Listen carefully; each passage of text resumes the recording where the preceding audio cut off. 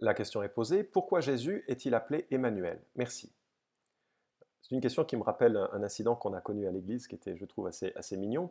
On avait un homme, pratiquement 80 ans, ancien pharmacien, qui venait de temps en temps à l'église parce que sa sœur était membre de notre église. Et il est venu à Noël, à l'occasion d'une célébration de culte un peu orientée sur l'avènement, la naissance de Jésus-Christ. Et nous avons chanté plusieurs chants de Noël, comme on en a peu, en France en tout cas. On est tombé sur ce chant Emmanuel, Dieu avec nous, et on chantait ce chant, et cet homme qui était assis à mes côtés se tourne vers moi et dit: «Mais c'est qui Emmanuel?» Et je trouvais trop mignon parce que finalement, tellement souvent dans nos églises, on dit des choses qui sont peu compréhensibles pour les gens qui nous entourent et qui sont à expliquer, parce que c'est vrai que ça peut être troublant, ou c'est une question qui n'est pas évidente quand il nous manque les clés de lecture de l'ensemble de l'écriture sur cette question. Alors, Emmanuel, Immanuel en hébreu, signifie Dieu avec nous. Et l'expression nous vient d'un passage du prophète Ésaïe que l'on trouve en Ésaïe chapitre 7, versets 10 à 16. L'Éternel parla de nouveau à Ahaz et lui dit: Demande en ta faveur un signe à l'Éternel, ton Dieu, demande-lui, demande-le, soit dans les lieux d'en bas, soit dans les lieux élevés. Ahaz répondit: Je ne demanderai rien, je ne mettrai pas l'Éternel à l'épreuve. Ésaïe dit alors: Écoutez donc, maison de David, est-ce trop peu pour vous de lasser la patience des hommes, que vous lassiez encore celle de mon Dieu? C'est pourquoi le Seigneur lui-même vous donnera un signe. Voici que la jeune fille est enceinte, elle enfantera un fils, et tu lui donneras le nom d'Emmanuel, oui, et lui donnera, pardon, le nom d'Emmanuel. Alors ce texte nous renvoie dans un environnement 8e siècle avant Jésus-Christ. Ahaz est le roi de Juda, il devient roi à partir de 741 avant Jésus-Christ. C'est un roi qui est terrible, il est idolâtre au point de sacrifier son fils au feu. Donc tu imagines, hein, tu as un fils et tu le livres aux flammes en l'honneur du dieu Moloch. Il sacrifie sur les hauts lieux, bref, c'est vraiment le roi horrible.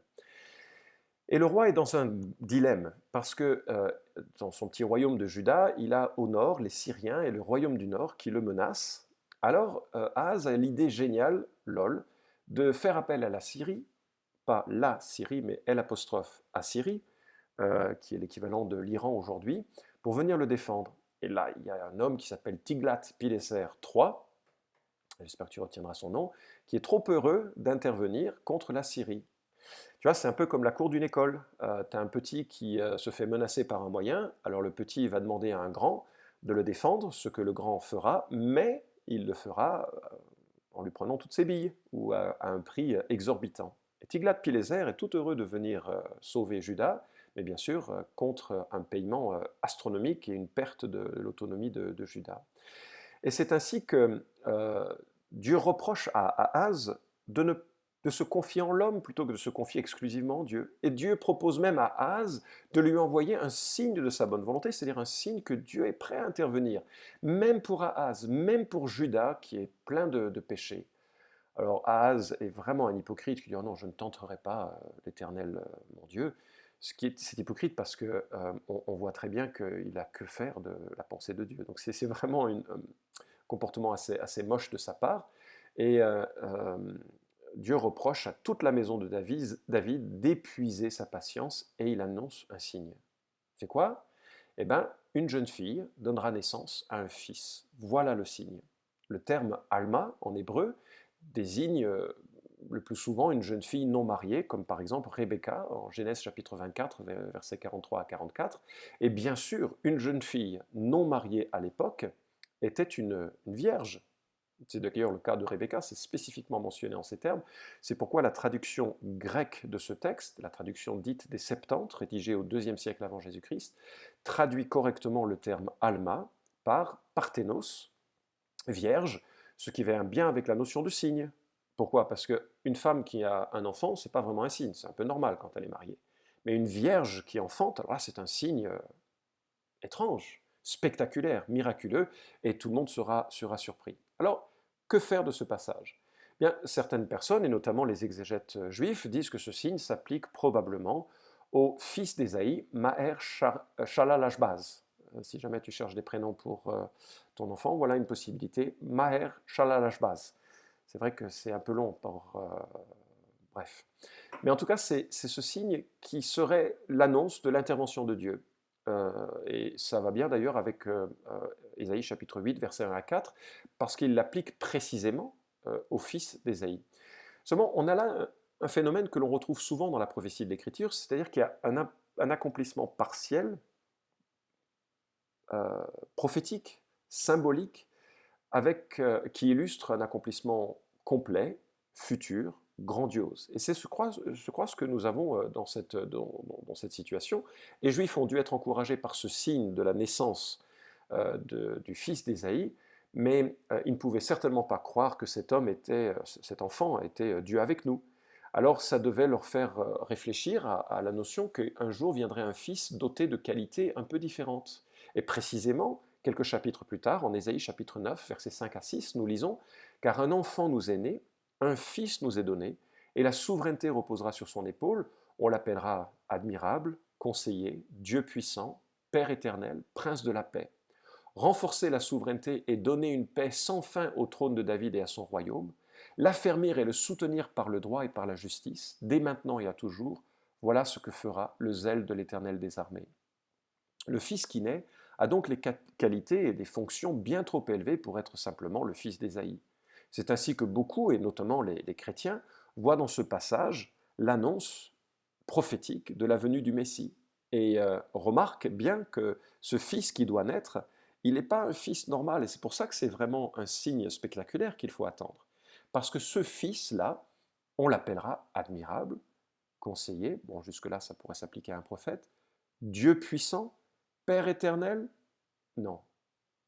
Immédiatement, nous sommes confrontés aux limites de l'humanité. Aucun être humain ne peut être appelé Dieu puissant, Père éternel.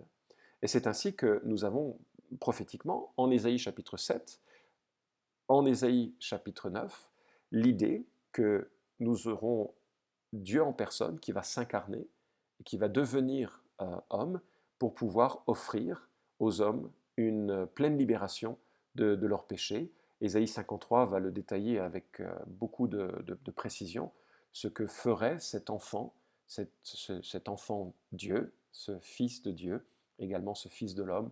Il mourrait pour notre culpabilité, pour notre péché, pour notre souffrance, et nous libérerait de la malédiction issue du péché. C'est ainsi que Matthieu chapitre 1, versets 20 à 25, se fait l'écho de Ésaïe chapitre 7. Joseph, qui était fiancé à Marie, apprend que sa fiancée est enceinte. Il sait qu'ils n'ont pas eu de rapport sexuel, donc la conclusion pour lui s'impose. Hein, elle doit avoir un autre homme dans sa vie, et il réfléchit au divorce, parce qu'à l'époque, quand on était fiancé, c'était aussi fort que quand on était marié. Et il fallait une procédure de divorce. Donc il réfléchit à la possibilité de divorcer de sa fiancée, et comme il y pensait, verset 20 du chapitre 1, comme il y pensait, voici qu'un ange du Seigneur lui apparut en songe et dit, Joseph, fils de David, ne crains pas de prendre avec toi Marie ta femme, car l'enfant qu'elle a conçu vient du Saint-Esprit. Elle enfantera un fils et tu lui donneras le nom de Jésus, car c'est lui qui sauvera son peuple de ses péchés. Tout cela arriva afin que s'accomplisse ce que le Seigneur avait déclaré par le prophète. Voici que la Vierge sera enceinte, elle enfantera un fils, et on lui donnera le nom d'Emmanuel, ce qui se traduit Dieu avec nous. À son réveil, Joseph fit ce que l'ange du Seigneur lui avait ordonné, il prit sa femme chez lui, mais il ne la connut pas, jusqu'à ce qu'elle eût enfanté un fils, auquel il donna le nom de Jésus. Et tu as donc la réponse à ta question. Que veut dire Emmanuel? Il veut dire Dieu avec nous. Et c'était l'annonce prophétique d'Ésaïe 7, d'Ésaïe 8, d'Ésaïe 9 qui s'accomplit parfaitement en la personne de Jésus. Jésus, Dieu sauve, c'est vraiment Dieu avec nous. Philippiens nous dit qu'il a laissé la gloire divine pour revêtir notre humanité. Colossiens nous apprend qu'en Christ, il y a toute la plénitude de la divinité. Jean 1,14 nous dit que la parole éternelle, celle-là même qui a créé le monde, s'est faite chair et qu'elle a vécu parmi nous pleine de gloire. Nous lisons en Jean chapitre 14, versets 8 à 11, Philippe demande à Jésus, Seigneur, montre-nous le Père et cela nous suffit. Jésus lui dit, il y a si longtemps que je suis avec vous et tu ne m'as pas connu, Philippe? Celui qui m'a vu a vu le Père. Comment dis-tu, montre-nous le Père? Ne crois-tu pas que je suis dans le Père et que le Père est en moi? Les paroles que je vous dis ne viennent pas de moi-même. Le Père qui demeure en moi accomplit ses œuvres. Croyez-moi, je suis dans le Père et le Père est en moi. Sinon, croyez à cause de ses œuvres. Et ce que nous voyons dans ce texte, c'est qu'il y a en la personne du Christ et toute la plénitude de la divinité, comme le dit Colossiens, et que nous savons qui est le Père en regardant qui est Jésus. Si on s'interroge sur les qualités de Dieu le Père, il nous suffit de regarder les qualités de Dieu le Fils. Sa compassion, son amour, sa fermeté, sa rigueur, sa tendresse, sa sainteté, son accueil des pécheurs et sa haine de l'hypocrisie, son sacrifice pour le bien des autres. Et bref, nous avons en Jésus-Christ tout ce qui explique, expose, dévoile la gloire de Dieu. Il est vraiment Dieu avec nous, l'occasion de le célébrer quand la saison de Noël arrive. J'espère que ça t'éclaire sur le sens de cette expression que nous trouvons en Ésaïe.